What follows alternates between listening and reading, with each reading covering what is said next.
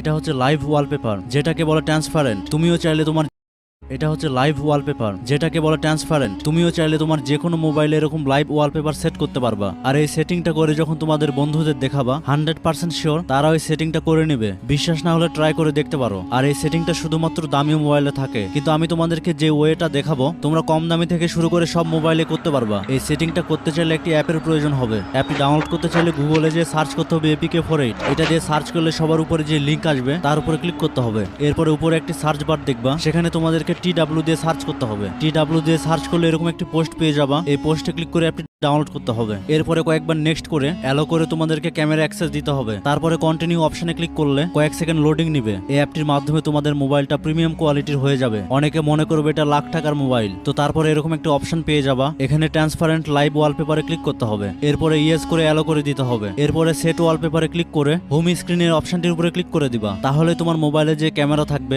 Automatic live wallpaper হয়ে যাবে। আর এটা করার পরে যাকে দেখাবা সেই কিন্তু অবাক